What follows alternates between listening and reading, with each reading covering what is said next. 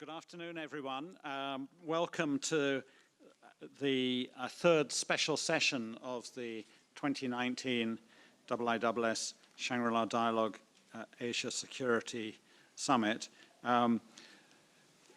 This afternoon, we have about an hour and a half to look in some detail at a topic that we in the IISS think is very important, and it's connected with the development of defense industry, and specifically about the balance between self-reliance and collaboration. And to discuss that important topic with us this afternoon, we have a very strong panel who I'll introduce to you in a couple of minutes. But first of all, I thought I might just speak for a minute or two about the topic itself in an attempt to frame what we'll be talking about. So I think it's absolutely clear to all of us who are interested in defense and security in this region that most Asia-Pacific states are trying to develop their defense industrial capabilities, and in many cases have been doing that for a long time. And the motives for that impulse are various and include enhancing self-sufficiency in defense equipment for strategic reasons, because they ultimately distrust the constancy of external suppliers. They want to ensure that their equipment is compatible with specific national requirements. They don't want to buy off the shelf because they know that there may be very particular requirements for their own armed forces that they need to satisfy, and that can only be done locally. And another reason is that they might want to acquire technology or create skilled employment through the offset agreements that can often accompany international defense deals. The results of these efforts to develop defense industrial capacity in regional countries have been mixed. Some regional countries' defense industries have provided substantial and often sophisticated elements of national defense procurement requirements. Others, though, have struggled to meet even basic requirements. There's quite a spectrum in this region, and many countries somewhere in the middle of that spectrum. So the principal aim of this session is to investigate the challenges for governments in finding the right balance between a sovereign defense industrial capability, which incidentally necessitates a strong national defense science and R&D capacity on the one hand, and on the other hand, international defense industrial collaboration to a greater or lesser degree. So we're lucky enough to have 5 speakers in this session today, and I'm going to introduce them in the exact order in which they're going to speak. On my right, Senator Lu Chintong, Deputy Minister of Defence from Malaysia. Right next to me, Greg Moriarty, Secretary of Defence, Australia. On my immediate left, Lieutenant General retired Agus Wijoyo, Governor of the National Resilience Institute, Lemhanas, in Indonesia. Next along, Andrea Thompson, Undersecretary for Arms Control and International Security in the US Department of State. And next along, Mr. Jan-Olof Lindt, State Secretary, Ministry of Defense, Sweden. So, first of all, I call upon Malaysia's Deputy Minister of Defense, Senator Lu, to introduce the topic. And each of our speakers will speak for somewhere between 3 and 5 minutes. Thank you, Tim, fellow panelists. Very good afternoon to all of you. Malaysia had a change of government in May 2018. The new government aspired not to continue business as usual, and part of the work that we are doing is to develop a defense white paper. Although when I saw Greg last year, Greg told me forget about defense white paper. We would like to see defense industry as a catalyst for the economy, particularly about creating jobs, creating values, and creating opportunities for R&D. In the context of Defense White Paper, we look at some of the following ideas. Number one, technological innovation through research and development as a primary channel for transforming the technological frontier of the economy. Defense-related R&D has always been a major driver of technological shift. The internet, GPS, for example, were defense research that actually eventually went into public use. Number two, the technology that we should focus on should be dual use. Given that Malaysia is a small country, we will not be able to consume like major power, and it's important to develop dual use technologies and dual use defense products so that we can actually use this as an opportunity to develop something that can actually be used for civilian purposes. Number three, self-reliance in the Malaysian context will have to be redefined, or we'll have to accept, we will probably have to accept that we will have limited and selective self-reliance. We will not be able to build an aircraft, a full aircraft in many, many years to come, but we would like to be a world-class producer of parts of aircraft. I think that should be our aspiration within the context of the Defense White Paper, perhaps over the next 10 years, with selected, focus, and limited self-reliance. And number four, the government also wishes to reduce and also to cut rent seekers and commission agents for original equipment manufacturers. We will hopefully, if we can produce, we want to produce it locally, but if we cannot produce, we want to have a new way of engaging international OEM so that there's no middleman, there's no postman, there's no commission agent in between. That is the source of problem. And when we think about global producer, it is important that I think in the years to come, within the context of global defense industry, there is a need to ensure that there are cleaner deals between the OEM and the procuring countries. And I think when we think about the industry, in order to nurture a domestic defense industry, some form of industrial policy will have to happen.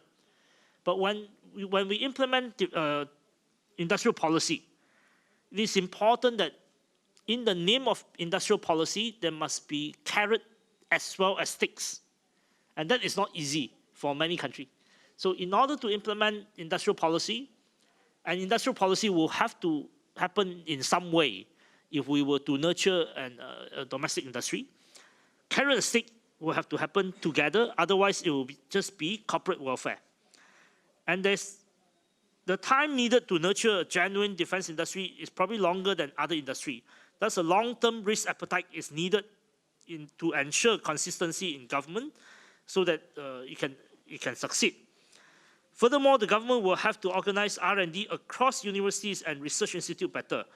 Currently, in our case, many of them are working in silo. It is important to organize them better so that they can actually work across for all enforcement agency and not just for defense, but also work across themselves to develop dual use so that eventually what we develop can be used for civilian purposes. And funding is a major subject. In our own model, funding is usually, R&D is funded privately, but there is a need to think about how to actually encourage public sector to play a role, but play a very strategic role in investment, and it doesn't become a rent-seeking activity. Ultimately, a strong defense industry also means that in time of war or crisis, a nation has the engineering capability across the board to fend for itself. Along the way, it is hoped that a strong industry will create decent jobs for everyone, and also to benefit, create strong value, create strong R&D for the nation as well. Thank you very much. Thank you very much, Senator, for that admirably concise presentation in which you managed to touch on many of the most important issues, drawing on your national experience in Malaysia and the challenges that you face in practical policy making on this. Thank you very much. Mr. Moriarty. Thank you. Great to be able to participate this afternoon.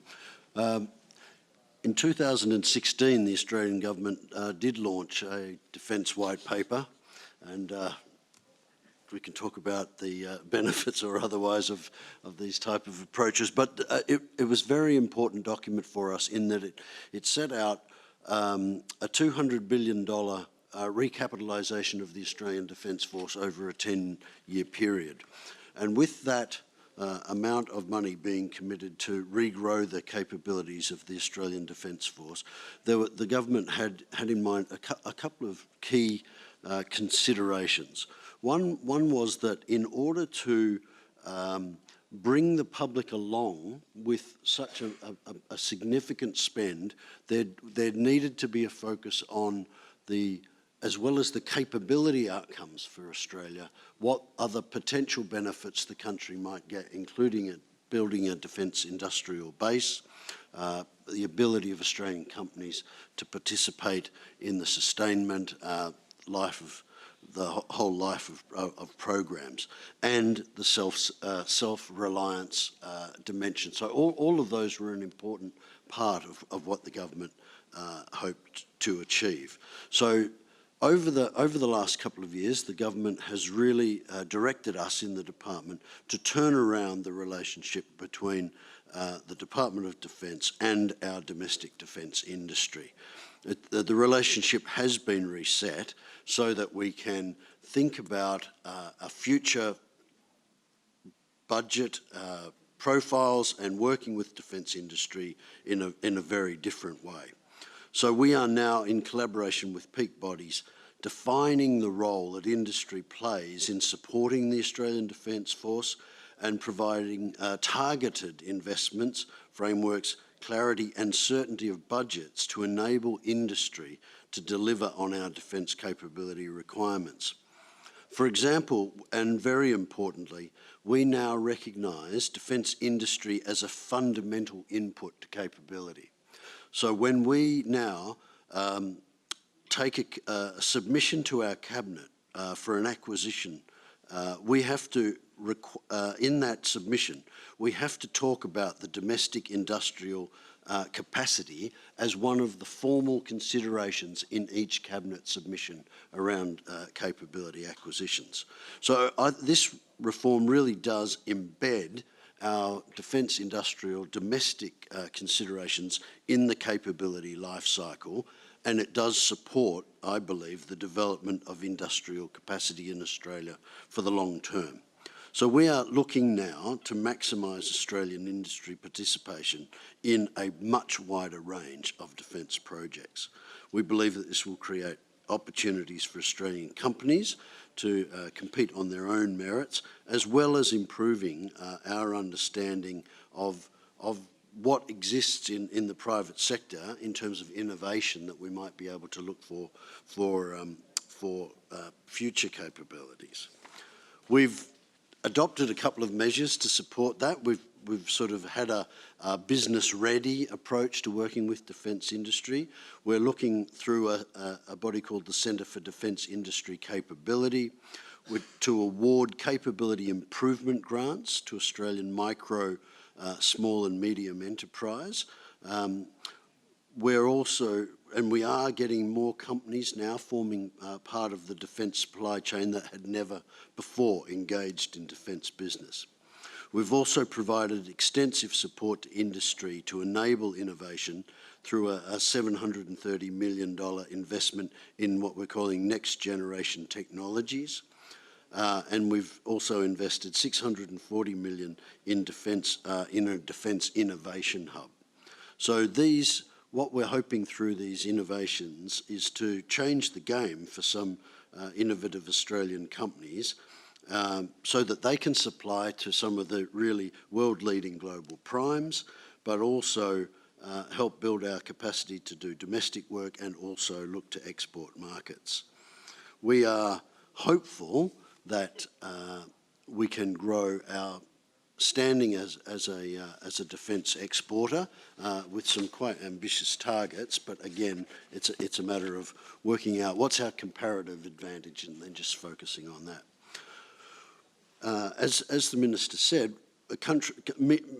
middle powers, medium-sized countries like Australia and Malaysia, we need to focus on key priorities. So we're seeking to maintain, sustain and upgrade defence capabilities with the maximum level of Australian access to or control over essential skills, technology, intellectual property, financial resources and infrastructure. But strategic prioritisation is a necessity.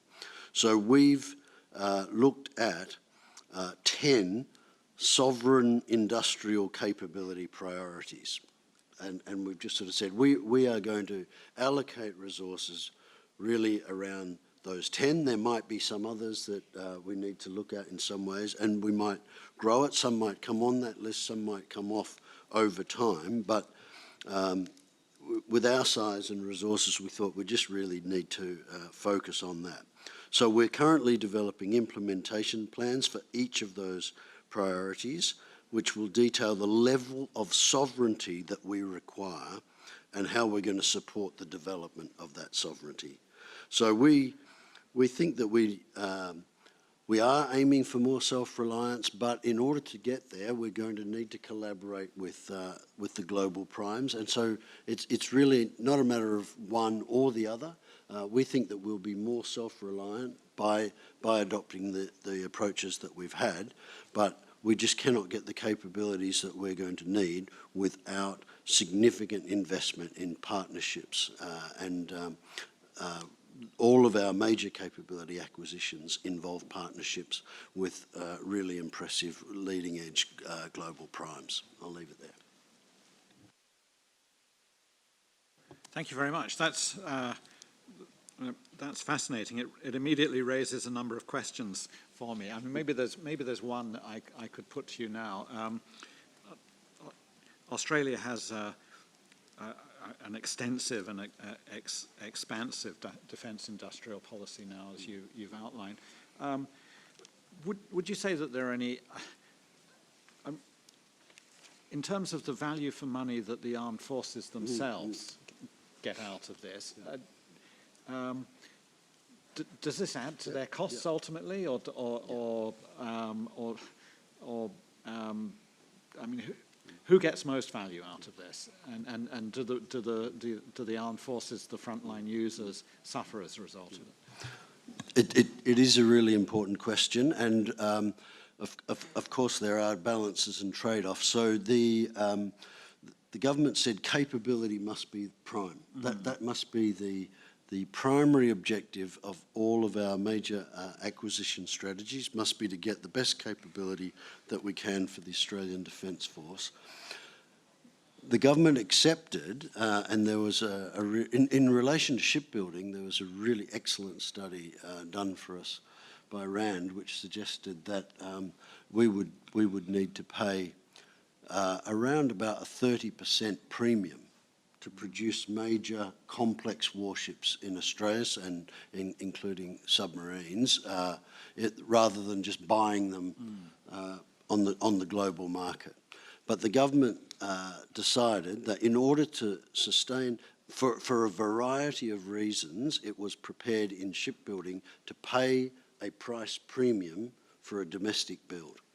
And so that was factored in, and it was publicly acknowledged that we would pay that premium for those broader strategic industrial jobs benefits. So, but the government was clear, has remained clear. Capability needs to be the primary focus. So we won't accept a second best capability outcome simply for a domestic build, but and where there is a bit of a premium to be paid, they'll balance that, but in relation to ships, they were prepared to take decisions which accepted that cost.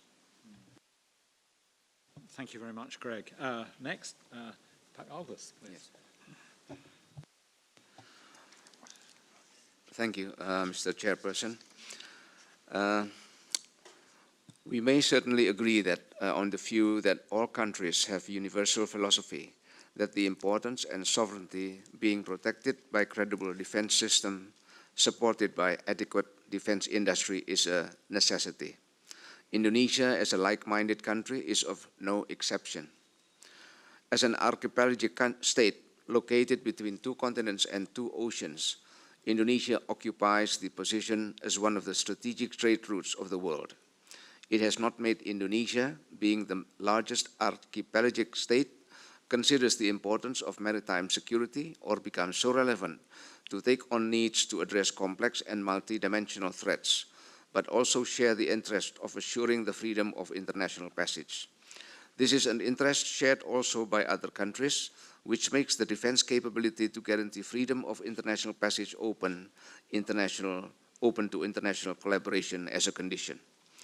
Defense self-reliance would be the ideal and end state of defense building of any state, as not to be dependent on defense equipments and weapon systems on outside sources. On the other side of the coin, if at all defense self-reliance could be manifested, it could establish a situation of missed opportunity to establish cooperation with other states, which may be required to undertake at the operational level in the community effort establish regional peace. This is what is called the geopolitics of defense collaboration. Defense industry self-reliance, of course, is a process which is not easy and requires time and planning to put into implementation. While it is an option as preceding phase to build interoperability for the conduct of joint operations for a common cause, it is also an alternative for those countries in the early stages to build defense industry, and especially in finding its research and development phase to reach the required technology.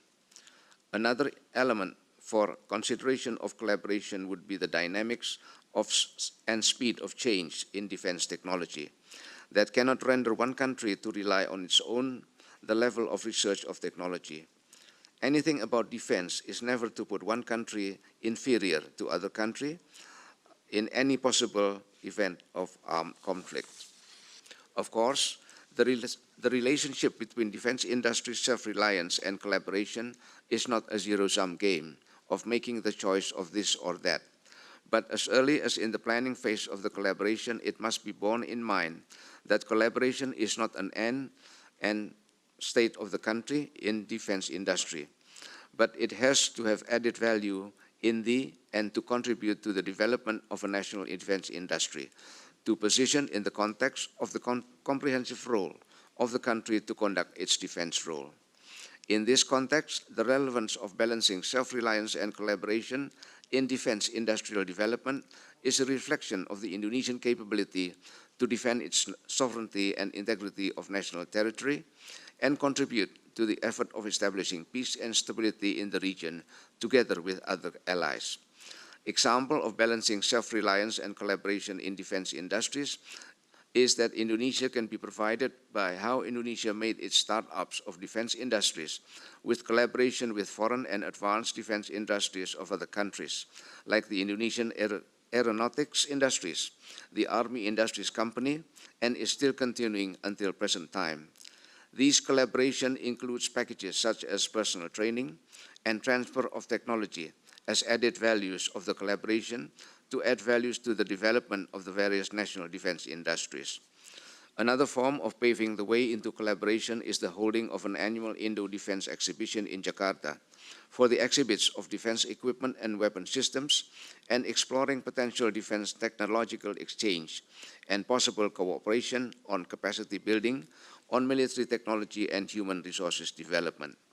We expect for the future, through developing Indonesian defense industry by way of collaboration, would add value to the development of self-reliant of defense industries, spiraling the economic value of defense industries, which can contribute to trust-building measure and bring about a conducive situation to establish a regional security architecture leading to regional stability. Thank you very much, Pak.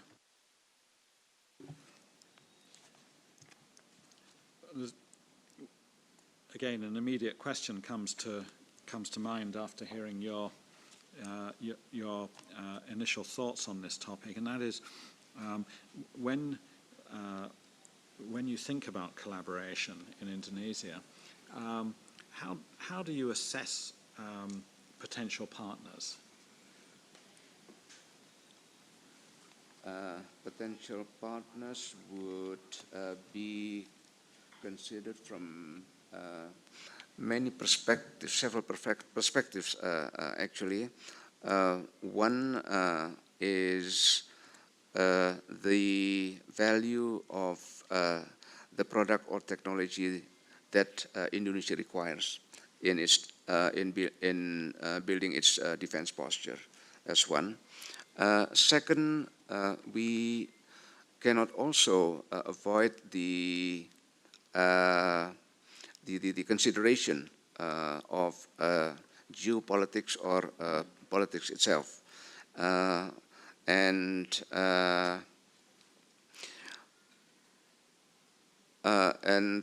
that would be put into consideration to decide on collaboration partners.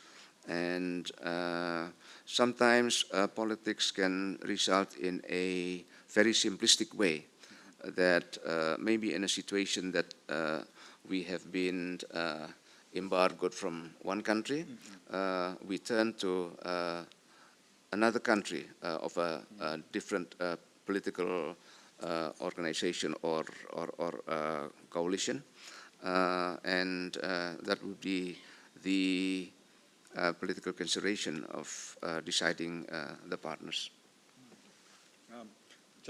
Just one quick follow-up question. Over the years, over the decades, we've often heard the suggestion that members of ASEAN should collaborate more in their defense industries.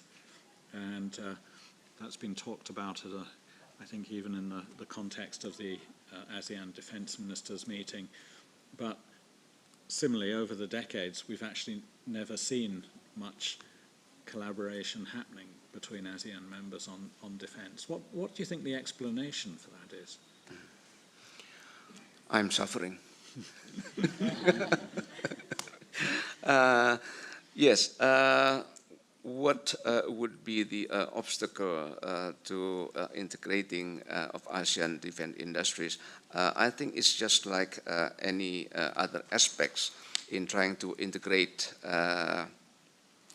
ASEAN member states into one integrated aspect in any field. And maybe that ASEAN members has not considered as nurturing defense industries as its priority. Maybe it's because of the budget, and maybe because that it is of the image of the close relationship to defense itself, and that ASEAN has never considered itself to converging into a defense pact. And thirdly, I think it's the culture of ASEAN, if I may be right or I may not be wrong, and that is we are in no hurry into establishing a structured organization of just in any function of the government. Thank you very much. Andrea Thomason. Thank you. Thank to IISS for the opportunity to join this esteemed panel. And I'd like to thank all of you. I think there were multiple panels to choose from at this time, and you took the opportunity and time to join us. So I will keep my remarks fairly brief because I get more when it's when it's a discussion. Two-way conversations are always welcome. And in all of my travels and over years as undersecretary and over 2 years with the administration, I always gain more by listening. It's great to see some familiar faces and old friends here in the room, and it's great to be here. It is my first trip to Singapore, but not my first trip to the region.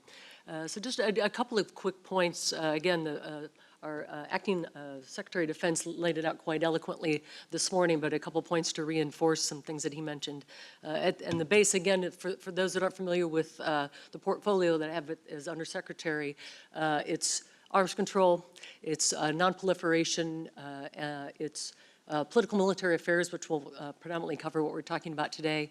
We're standing up a new bureau, which I'll talk a little bit about, on cybersecurity and emerging technologies. So kind of the framework for what I cover on a day-to-day basis. But the foundation of our policy is to help bolster the security cooperation with allies and partners, everyone here in the room. Examples of that in the region that immediately come to mind is the F-35 program, partners like Australia, Japan, South Korea, and soon others. That's an example of that cooperation. And as I had many discussions during my time here over the past couple of days, and in every engagement with partners and allies, when you buy American equipment, it's more than hardware. It's more than just that software. You're buying a long-term partnership and a relationship, whether it's the training piece, again, training exercises, compatibility of systems, and long-term relationship with our people. And I underscore that with every engagement, not only with our partners, but with our industry representatives as well. It's not just a product. I'd also like to quickly mention, it may not be familiar to everyone in the room, last year about this time, the administration rolled out a new policy, the Conventional Arms Transfer Policy, referred to it as the CAT policy. It came out in April and really in earnest over the summer. And implemented a lot of the things that you have told us throughout the years, that this very cumbersome, arcane, gray system called the acquisition process in foreign military sales. If I'm a small tech startup, how do I get my foot in the door? If I want to buy this piece of equipment, who do I talk to and where am I in the process? Am I on step 3 or 203? And so we heard your cries, and again, both at home and abroad, our industry partners as well. And so we've integrated transparency. We've integrated what I think is one of the most important steps is the feedback portion of that loop. So not only implementing the policy, but then following up with partners and allies on feedback and what can we do better. So we've just hit about the 1-year mark. It is getting a positive feedback from the field, but the other important piece, and I hope to hear more from you this afternoon, is what can we do to continue and to improve that? I was in Indonesia last summer and heard from the colleagues there on what we could do better. I was in, Greg mentioned their innovation hub. I was in Australia last August timeframe and visited the innovation hub down in Adelaide. How do we glean those best practices from one another? What's doing great for Sweden is probably something that we can use in the United States and vice versa. So how do we share that? How do we integrate that? Whether it's systems, people, or policies. And the CAP policy is just one reflection of that. It's also about sharing awareness. How do you, again, we had a meeting today and someone said, well, can you help me? Can you send a team to my country to train us on how we work our acquisition system? I said, absolutely, the door is open, let's do it. So that's where we are with the administration. Those are the type of things that we're working on for self-reliance. We also talked briefly about technology. I think that's something that we hope we can talk about this afternoon. As the speed of technology continues to get quicker and quicker, our acquisition cycle and, quite candidly, our defense policies are moving at a much slower rate. So how can we work collectively to improve our policies and our systems to keep up? If I have a new emerging technology, how do I integrate that? And how do I ensure that it's compatible? What are we doing across the board with our artificial intelligence? And all the positive benefits come from that. So those are the discussions that we're having. Again, paid announcement, much like my friend Ambassador On. I'm at the 7th floor of the State Department. I'm away most of the time, hopefully visiting you. But if you have ideas on how we can better this process, if you have ideas on how to improve the defense policies with the State Department and cross administration, I am open ears. We are better together. And I also think it's a reflection of the room today. Hopefully we'll be in the main hall next year because it seems to be quite an active interest in the subject. So thanks again for the opportunity. I look forward to your questions. Thank you very much, Undersecretary. And now, Secretary Lind. Thank you very much, Dr. Huxley, and for inviting me to this panel. I will take this opportunity to share a couple of thoughts on the European perspective and especially the Swedish view on this very important topic. Just to go back a little bit in time, but Sweden is sort of a medium-sized country in the northern part of Europe with only 10 million inhabitants. We have almost forever been military non-aligned, and we have had peace, enjoyed peace for over 200 years now.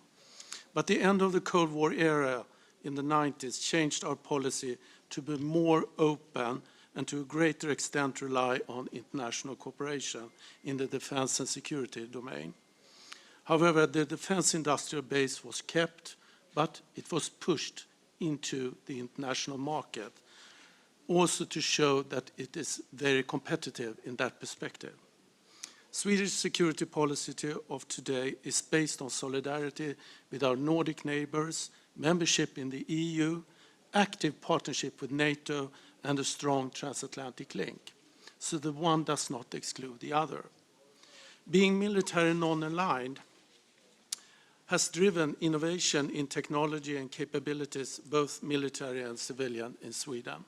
Together with few other countries, but for example, as Singapore, Sweden compete to be among the highest ranking nations in innovation globally.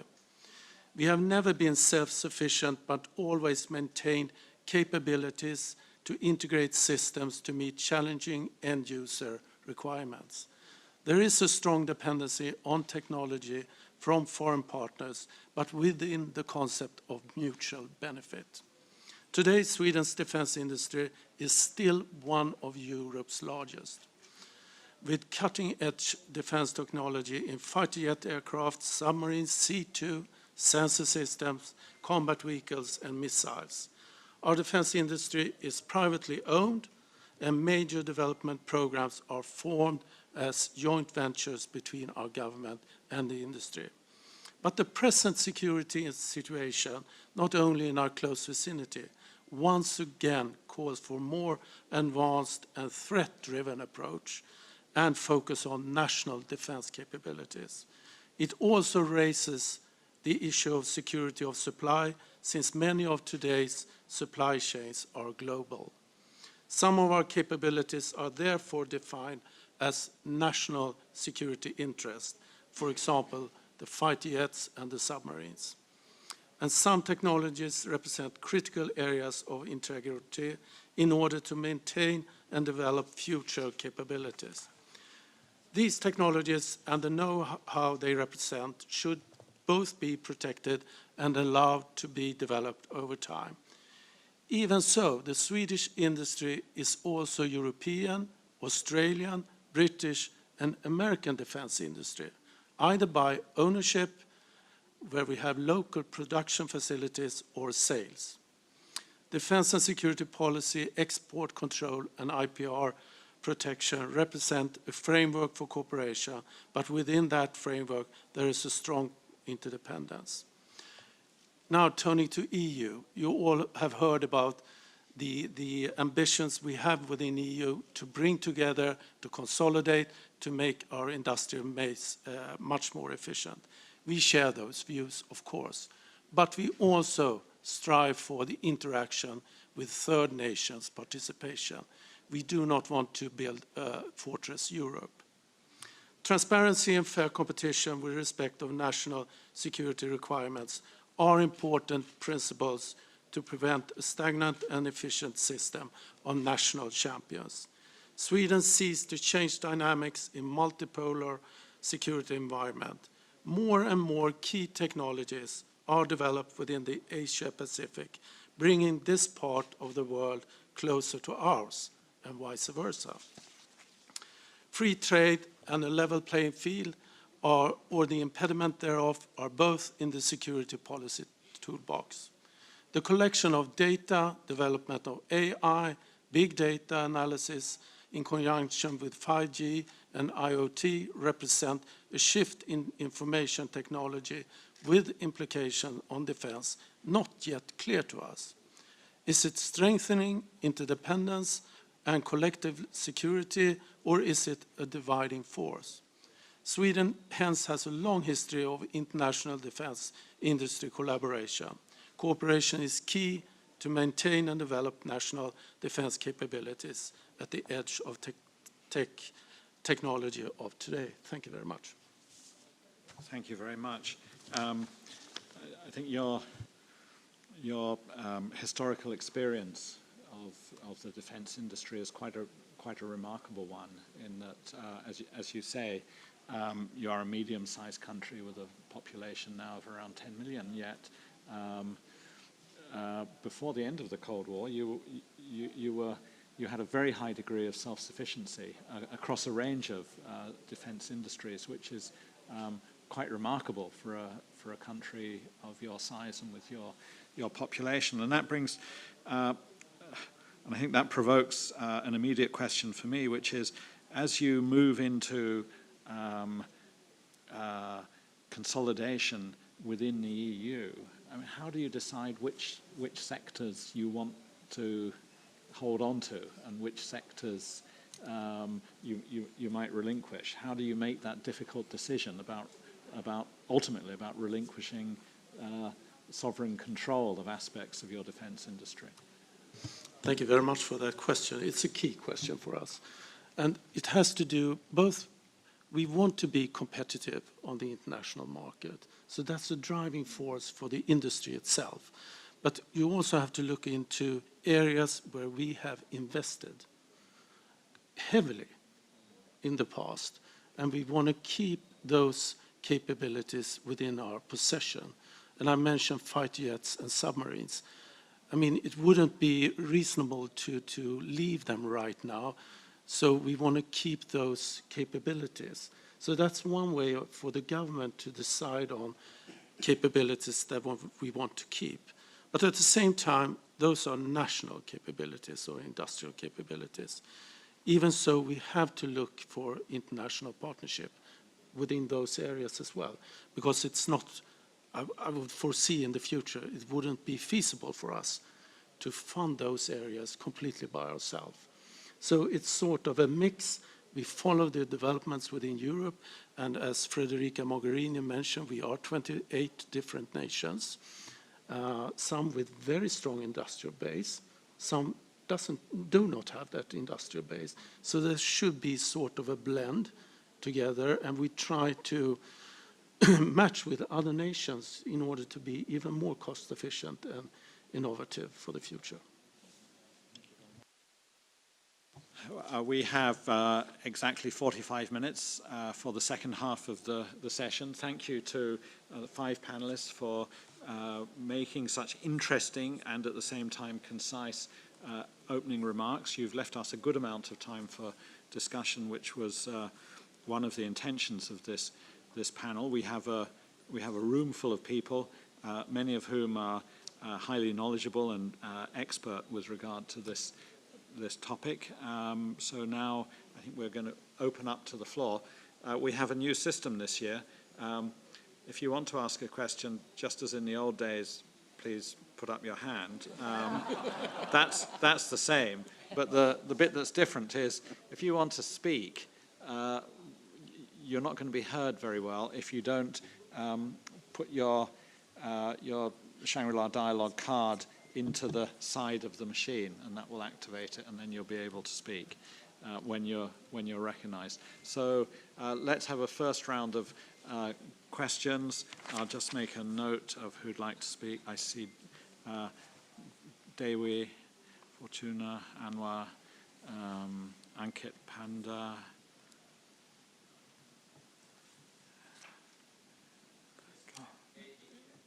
Okay, I can't see very well from here. Prashant, yeah.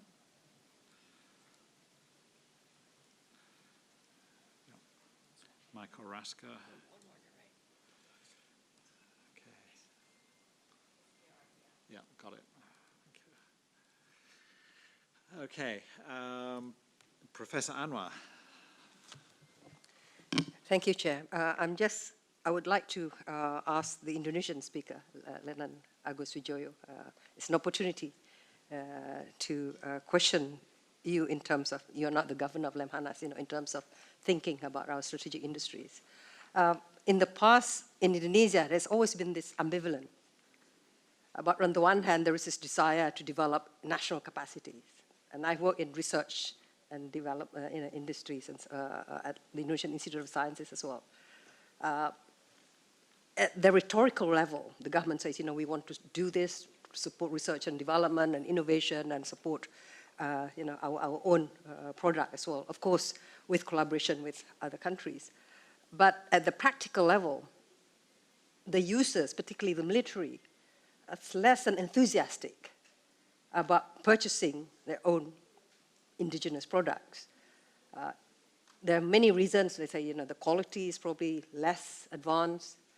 But some of us suspect it's also, you don't get commissions if you buy your own products. If you go to Bandung or Surabaya, it's better to go to Sweden or Germany and so on. That's where the hefty commissions for military requirement. And that has always been that, that kind of debate between development of strategic industries and the military's own commitment to support that. That's the first question. And secondly, when you talk about geopolitical considerations, we know that Indonesia is very worried about not becoming too dependent on any one country after the embargo from the US. Now we have seen that Indonesia has purchased from different countries, which is good in terms of not becoming too dependent on any one country. But from the practical purposes, do they really work? What about interoperability and so on? Thank you. Thank you very much. I'll take questions from 5 or 6 people and then come back to the panel if that's okay. Ankit Panda.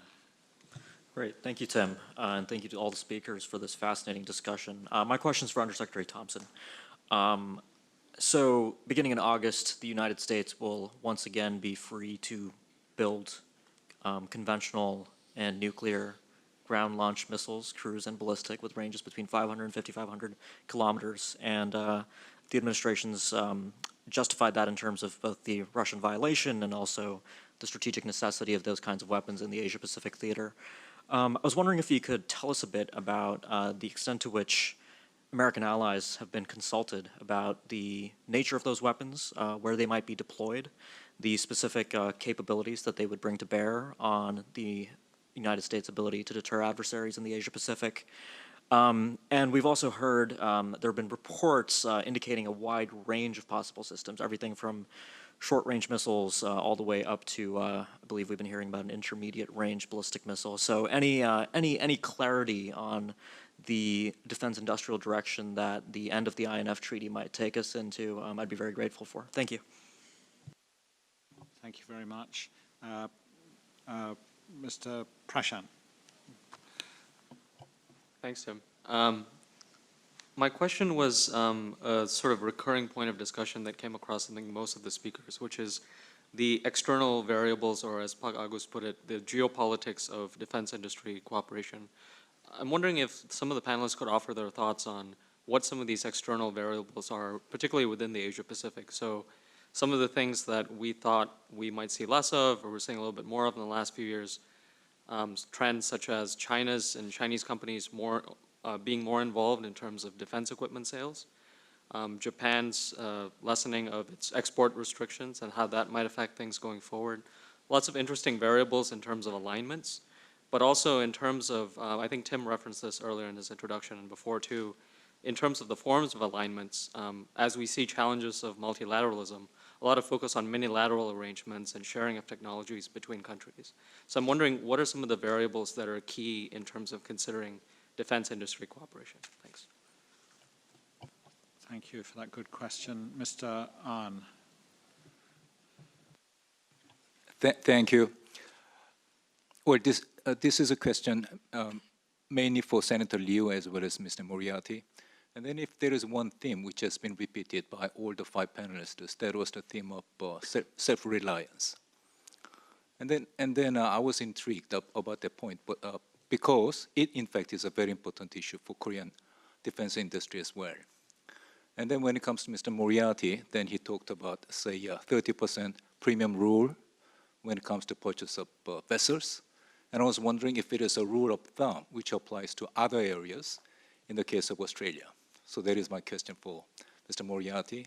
And my question for Senator Liu would be this, which is that, Mr. Liu, you in fact used a very interesting expression, which is self-reliance. It cannot but be selective and limited. But at the same time, I was just wondering if you could come up with a kind of a rule of thumb like standard, which you try to apply across the board in order to address this very delicate and important question of how to meet that balance. That is to say, well, it should be selective, it should be limited, but at the same time, if there is a rule of thumb, then it could be quite useful. So that's my question for Senator Liu. Thank you very much. Michael Rasker. Thank you, Tim. This has been a very interesting panel in terms of the mix of countries and capabilities in terms of levels of their development in R&D. So it's very difficult to sort of equalize, ask a question. But I would like to ask maybe all of you, what do you think are the principal challenges maybe for Malaysia and Indonesia to improve the absorption capacity for the technologies? On the other hand, for Undersecretary Thompson, what can the United States also do to help improve that absorption capacity, particularly as its technology is improving on a next level? Thank you. Thanks, Michael. And lastly, in this round, Ms. or Dr. Seren. I would like to ask Mr. Thompson. I'm Merve Seren from Turkey. Well, we actually, throughout the session, we are talking about the defense capabilities of the states, but on the other side, you served in Iraq, in Afghanistan, and other places. So the military capabilities and the defense capabilities of the non-state armed groups are also increasing day by day. So what is the biggest challenge for you, when what kind of the areas do you foresee to invest in order to improve your countermeasures against the terrorist organizations? For instance, like anti-drone systems and other investments, for instance, for terrorist organization. And the second thing is that you say that we are buying the weapons, but you are also giving your partnership. I think everyone here is trusting the American weapon system, like the defense system, but whenever you buy the weapon, it's not easy for you to use it whenever you want, because it's about the Senate. Do you understand what I mean? So sometimes the reports between the Pentagon and the Senate and the institutions are changing very easily. For instance, even if you buy the F-35 projects, even if you use them by the foreign military sales channel, it's not always possible for you to use F-35s whenever you want. You cannot use them in every military operation. So you always get the permission from the Senate in order to modernize them, in order to use them, in order to update your system. So what kind of a balance maybe it should be created among the institutions in the defense? Thank you. Good point. Well, we can go back to the panel now, and I suppose, as is traditional, in the reverse order to which they spoke in the first place. And if you'd like to respond to as many of the points that were raised by our 6 questioners as possible, starting with Secretary Lind. Thank you very much, Dr. Huxley. I think I will refer to the 2 questions from my right-hand side there. How you could absorb more of a competence, national competence. And I would say both within the Swedish industrial base and within the government, we never quit investing in R&D. And you made reference to that.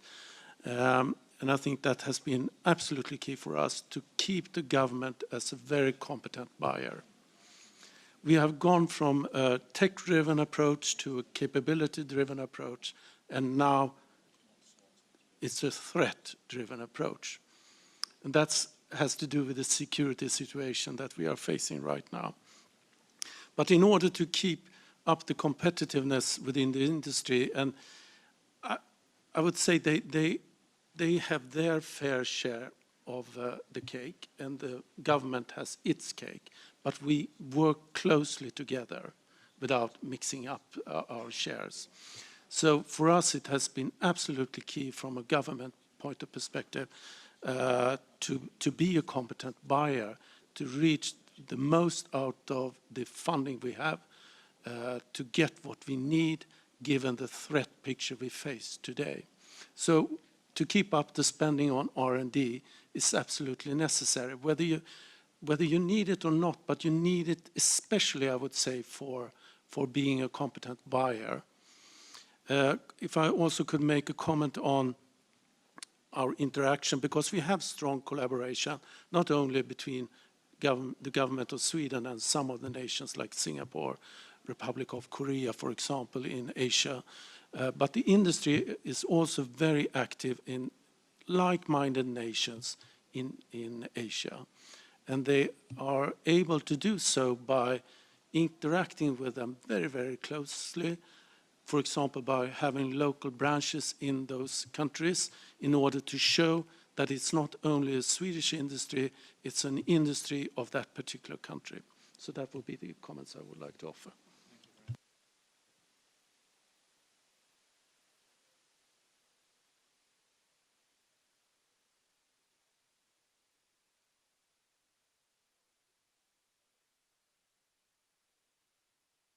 Knowing, having that discussion up front on what capability do you need? And I reflect some similarities on my previous life as a U.S. Army intelligence officer. The commanders would always say, you know, I need a predator. I need a predator. I said, no, sir. What capability do you need? What question do you need answered? It may be a different asset that can answer that for you. Don't tell me what system, tell me what capability you need, and let's create that. So when it talks about absorption, those are the type of discussions that we have between our teams, not only between our government to government teams, but our industry to government teams on what capability do you need, and have the candid discussions. As a young person, I wanted to drive, an expensive, fast car, but I probably could afford a not expensive, not very fast car. There are some similarities there with some of our partners and allies. You may want a system, but through those discussions, it may be a different capability that you need. And so it's that honesty, it's again that transparency, the candor between the both parties on what needs to come from that, and then we can build from it. So I think the discussion piece, and to help not only from the system, but again, the hardware, but from the system itself. How can we work together with our systems to maybe increase your absorption capability? Whether it's a training base with your soldier sailors or airmen Marines, whether it's the contractor mechanic support to maintain those systems. So those are the types of dialogues that happen at the expert level that really, I think all of us have very similar programs that way, but I find that helps the absorption capability. I think to the first point, when we talk about to wear my other hat as Undersecretary and the Arms Control hat, many of you are probably tracking for the INF. The INF treaty, as we know it, will expire on August 2nd unless Russia gets back in compliance, but based on the actions from our Russian counterparts, and don't anticipate that happening. What that means for us and for our partners and allies, and you'd asked about how did that process come to be, just very quickly. I stopped counting. I think it was over 30 trips and discussions with, again, predominantly at this point, NATO partners, but also multiple discussions with Australian partners, South Korean partners, Japanese partners on the front end last fall on this is what we're thinking, what are you thinking? This is what we know, what do you know? Working very hard with Director Coates and his team to get the intelligence downgraded, where when we said, no, Russia, this is where they violated the treaty, and obligation, folks will say, well, show us. We don't have that same information. So we work very hard, again, to downgrade, to share, to do fact sheets, to send one-pagers out to partners and allies that they could use with their own domestic audience, because we all have an inquisitive population. So we worked very hard on that. And as a result, you saw when they made the determination we did in December that the Secretary General had a very strong statement with our NATO partners and allies. He said, no, we get it, we've seen it, we support you on this. And again, this past spring when we took the next steps, again, I have dialogue. The door remains open, but everyone recognizes that Russia has violated this treaty for years. What does that mean to partners and allies? Again, I'll get on a little bit of an arms control soapbox here. Arms control only works if you uphold your obligations and hold parties accountable when they violate a treaty. Otherwise, you're undermining arms control at large if you turn a blind eye. So the administration and multiple administrations, we started these discussions under President Obama and have continued those discussions. So I think sometimes folks think, oh, this just started last year. It's been almost 7 years of discussions with our Russian counterparts. So for the safety and security of Americans and safety and security of partners and allies, we are taking the next steps, doing the research and development. And I say the collective we, the State Department isn't building systems, but my DoD counterparts are. Reversible, at this point, reversible research and development, that if Russia gets back into compliance on August 2nd, we can turn that research off. But again, looking to conventional systems, not looking at the nuclear systems.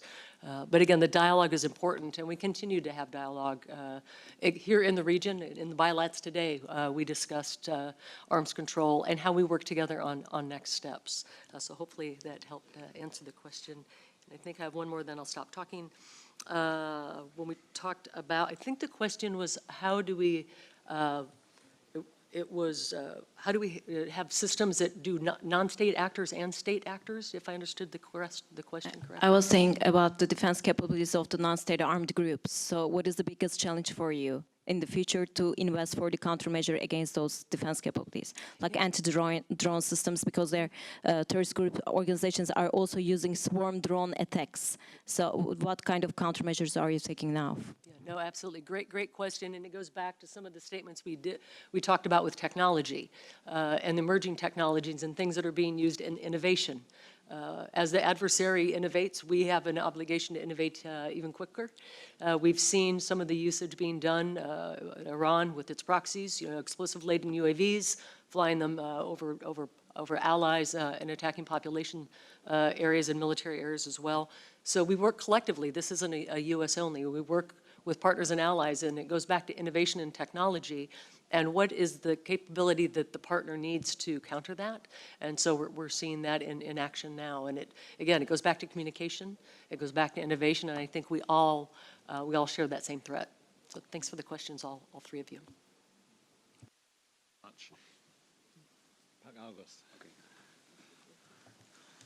Yes, I don't think I have any specific answers to make, but I will try to respond to one general topic, and that is how do we improve in our capacity to absorb technology.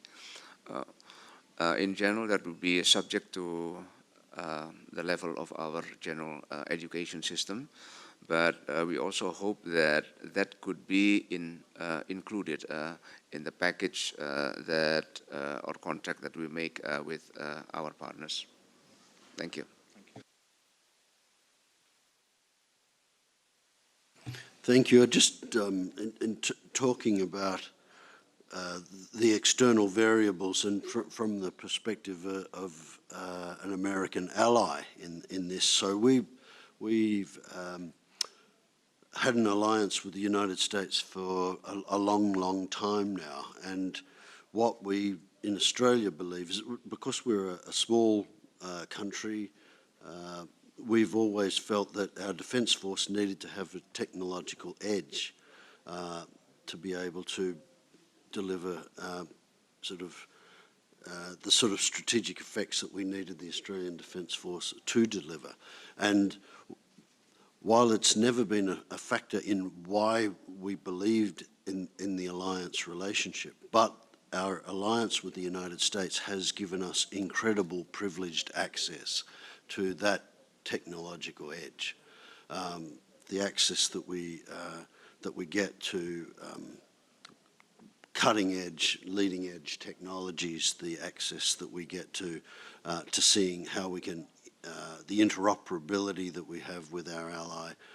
Again, there's a cost for being operating at high end with an ally like the United States, but we in Australia believe that the alliance has a whole range of motivating factors. The benefit of the military systems, the access to technology, all of that's not one of them, but for us it's been an incredibly powerful side benefit. So that's really a key benefit for us, and why we are determined to remain interoperable with the United States and other allies and as many partners as we can. But there is a cost differential for us on most sophisticated platforms, just because the production line runs for our overall needs are going to mean that the per unit cost is going to be high.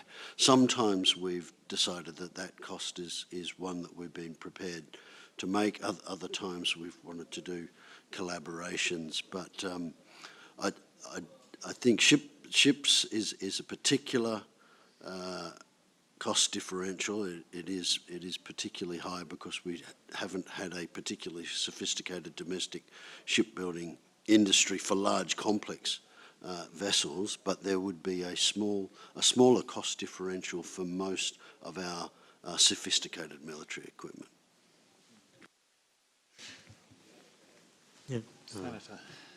Thank you, Tim.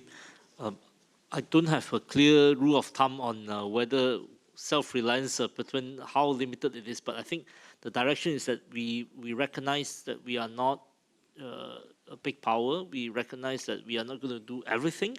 We recognize that by defining it, eventually perhaps we'll have to go down to defining deeper and clearer.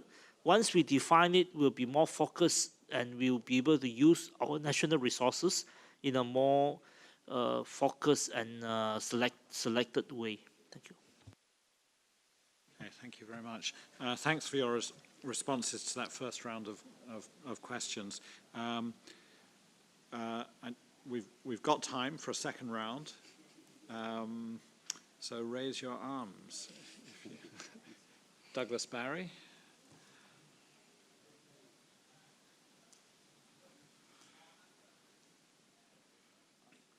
Okay, Douglas Barry. Thank you, Tim. I promise I won't make this question too long. It's really a question for the Australian and the Swede and also perhaps a response from the US Undersecretary.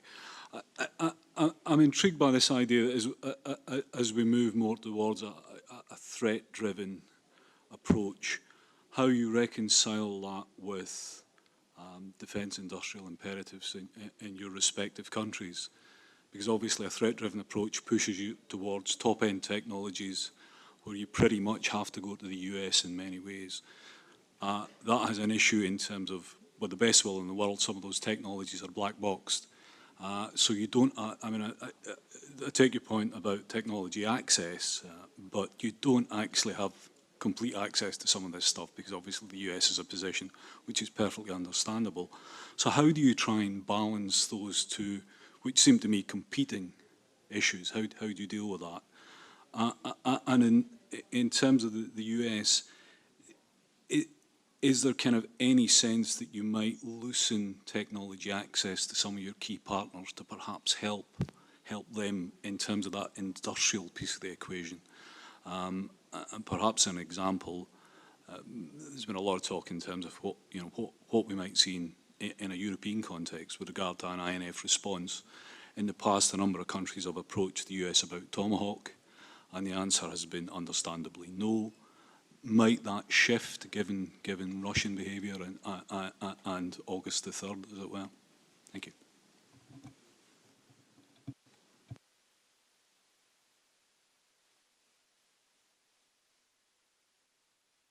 I'm the first one to answer this. Thank you very much for that question.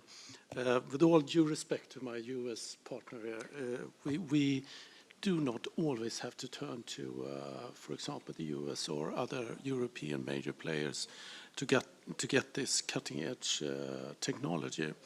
I think what I mean by threat-driven approach is that sometimes it's only the government or the government agencies that would know, given the threat perception, how to evaluate the capabilities that the industry is prepared to offer.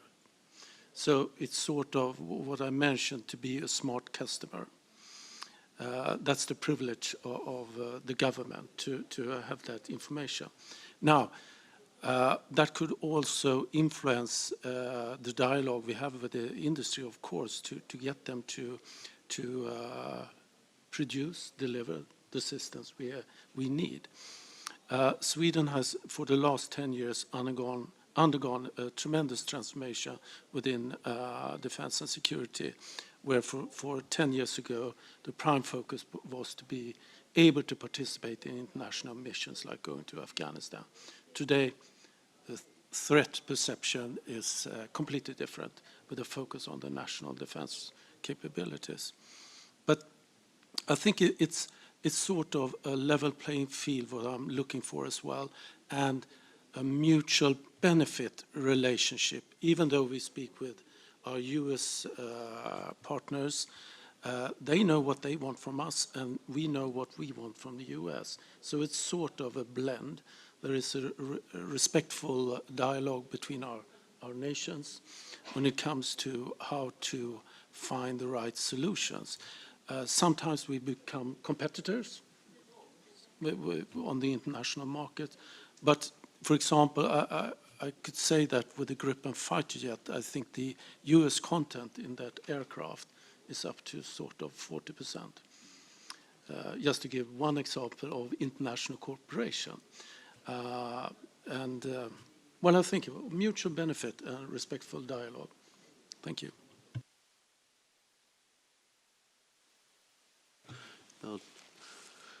There is, of course, the issue of, when you're looking at those high-end capabilities and dependence on some platforms. But again, this is where I feel that in Australia's circumstance, our close alliance with the United States has meant that we have had access to the upgrades that have been done, the as quick as we can.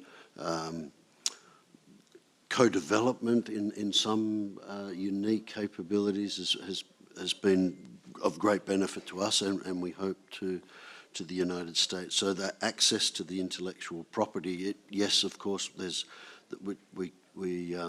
we accept that there's certain amounts of high-end technology that we are dependent on, and that's it. But we feel that in some case a close alliance with the United States has actually meant that we have felt more empowered about our capacity for self-reliance, because we feel that privileged access is very unlikely to be impeded in almost any circumstance that we can imagine.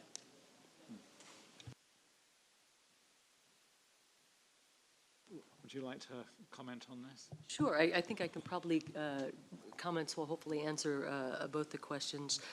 When you talked about the threat-driven approach and what guides that, and obviously for the U.S., when we take our national security strategy, it helps us prioritize which regions, which countries in that order of merit, if you will, when we do asset allocation to simplify it a bit, but that drives that helps set our priorities. But the point you raise about loosening technology for partners, I would wordsmith that a little bit and say, I would say modernize. And that's when I talked with not only with partners, but in our international organizations, I said we have an obligation to modernize some of these international bodies, and some of that has to do with export control and licensing, designed at a time where technology was, very 1980s. We're not there anymore. And the organizations have not adapted accordingly. And so we had it as a forcing function. So we want these organizations are incredibly important and useful, but they'll only be useful if they continue to evolve. And with that comes, for example, of technology sharing and licensing, and what is a partner, what can a partner have, and what type of equipment, how far can it fly, et cetera. So again, I think that's an area that we've worked hard on, whether it's through MTCR and other areas as partners have said, we want this piece of equipment, and we say, we can't sell it to you. So we're working with the bodies of organizations. We're working with our congressional partners, congressional oversight, which is incredibly important that we maintain that checks and balances. It's the beauty of the system. They get a vote. And to make sure that we continue to have the vetting, to have the oversight. Incredibly important that when we sell a piece of equipment, that it's used for its intended purposes. And we have an obligation to the American people. if it's not used for that intended purpose, to investigate it accordingly. So I'm hesitant to use the word loosen. I would say modernize, because I never want to loosen the standards. I want to maintain those standards, but perhaps modernize those standards so we get the right equipment at the right time for the right purpose. So thanks, a great question.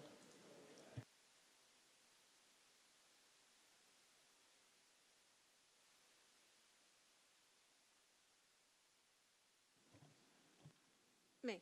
Okay, great. Thank you. Thank you all for the diversity of perspectives that were shared. My question is really for anyone, but perhaps in particular Undersecretary Thompson. Because during the panel, we heard the invocation of the term Fortress Europe, and the idea of fortresses is not new when it comes to defense industrial developments, but maybe what we're seeing today is the beginning of broader innovation fortresses. And if the civilian world is maybe bifurcating into a couple of different strands of innovation that might kind of compete with each other, then I'm kind of curious what this might mean for the themes that we're discussing today. So if we see kind of some new export control rules that might develop into policies that make it harder to share technologies, if we're seeing some kind of cracking down on IPR in a new way, immigration policies, of course 5G, and even different tests of the internet, all of these kinds of developments are adding up to maybe what we'll see in the long term as a couple of different competing versions of the digital economy that will fuel innovation. So what does this mean for defense? What does this mean for broader military innovation, but also interoperability and collaboration? Thanks. Thank you. Zoe Stanley-Lockman from RSIS. Yes. Yes. Thanks for that good question about the increasing bifurcation and stress on sovereignty. Janet Gibson. Thank you. Janet Gibson from Indonesia. Last year, I believe, it was in the last year's Shangri-La Dialogue, there was the all-women panel, I think, that talked about defense industry. And I remember they were talking that technology in terms of defense is quite different now and, before. Now it's not only top-down, it's not controlled again by the government like before. We have, local startups that could actually have technologies, develop technologies that can be used for defense. So in terms of what we have today, the topic today, how does this kind of development influence the, how we ensure self-reliance and collaboration, but at the same time also maintain sovereignty of our own industry, defense industry. For example, we know that big companies such as Google and other companies, they could easily cooperate with any country they want. Now, how could you maintain that? And I'm not just talking about big companies, but also small startups that could make advanced technology developments, but how could you, take care of that? Because they're not really bound by the previous rules and engagements. So that's my question. Sorry, it's a bit out of my usual expertise, but I do find this very interesting. Thank you. Janet. Romel Banloy. Thank you, Tim. I have a question to Undersecretary Thompson, but other speakers can weigh in. As everybody knows, the United States is the only defense ally of the Philippines. And for the past 5 decades, the Philippines has been reliant on the United States on its defense capability. And now under the current administration, it wants to develop its defense industry by talking to other players. And Russia wants to be part of it, even Israel and even South Korea and even China. So what will be American reaction to that?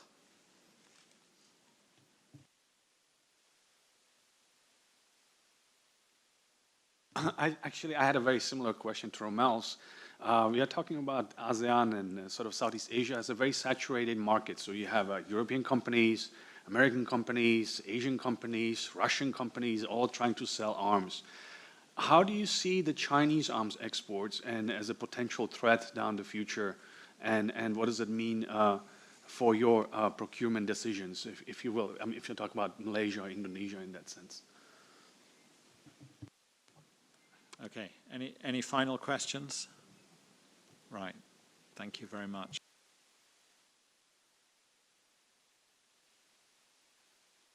Senator Liu. Thank you, Tim. I actually like Janet's question. I had a long discussion with the Defense Industry Secretary of India. India is a very state-driven defense industry, but over the last few years, a lot of startup came in, and a lot of private capital came in because, for the first time in history, non-defense technologies such as AI actually are developed faster than defense technology. And they came in from outside to drive defense innovation. But of course, the downside is once the startup become big, it'll be purchased by big corporations or global corporations. So that dynamic is an interesting dynamic that I think some of the nations are facing, and perhaps we will have to grapple with in the years to come. On the questions of procurement, Malaysia is quite an interesting case even under Mahathir's first tour. We have a fleet of Russian aircraft. We have a mixture of different countries. But I think that is and we are now building ships with China. It was decided in 2017. So it's interesting to watch. Perhaps Malaysia can be a case study for everyone.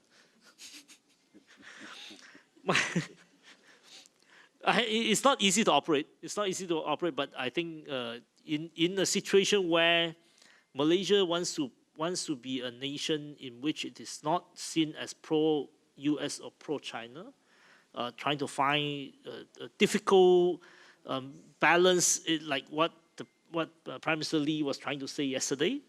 I think Malaysia is a case to watch. My final point actually is a question. For defense big defense producers such as US and say Sweden, is there any effort to ensure that defense deals are clean and less corrupt? I mean, this is a question that small procuring countries are facing, and how do we ensure that there are some global standard, global approach so that we can reduce defense corruption?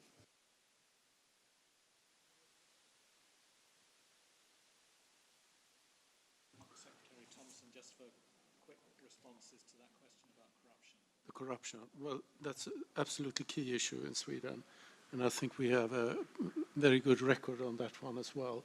It's closely monitored when we sell defense systems, defense products. So I would say it's not an avenue for us to go in another direction. It's closely monitored by the government. So you have had problems in the past? Well, I remember one there incident in the past. There might be so before my time, but so I will not comment on that one. Thank you. Thank you. Yeah, if I may, and if I can briefly answer that one, but address the other one, because I think we have about 4 minutes left before we move to the next panel. Again, I think we're very similar to Sweden's architecture there. We have checks and balances, and we have follow-up checks when a system is sold to make sure that it's being checked on the ground for being used for its intended purpose. And there are systems built in on the front end to make sure that to mitigate opportunities for fraud, risk, abuse, corruption, and to have an obligation to follow it up. But if I can just briefly address, you talked about the importance of innovation and to have what happens when you have multiple sources of innovation. And I think that's one of the great things about our economy, that we do have competitive innovation. We have a free and open internet. We have entrepreneurship. We have an opportunity for a small company of 10 people working in their garage that come up with software that can be used for the next great defense item. And so I think that's the beauty of our system that we absolutely must maintain. I think we're all better because of that competitiveness. I would never want to put systems in place to stifle that innovation, particularly when we talk about the emerging technologies. It may come from the defense sector. I am quite certain it will not. It's going to happen, again, with a new scientific breakthrough, a technology with the next generation that we're not even prepared to address yet. And that's what we talk about, the modernization and evolution, is how do we look for, we talk about AI, we talk about hypersonics, quantum, advanced manufacturing, 3D printing. But I argue 5 years from now, we'll be sitting in a room much like this, and we'll be discussing a technology we've not even thought about yet.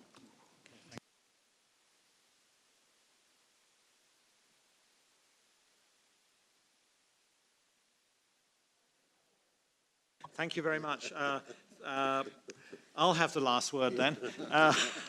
Thank you to our panelists for their really great introductions to this topic. It's a big topic. We know that there's a wide spectrum of national defense industrial capabilities in this region, a very wide spectrum.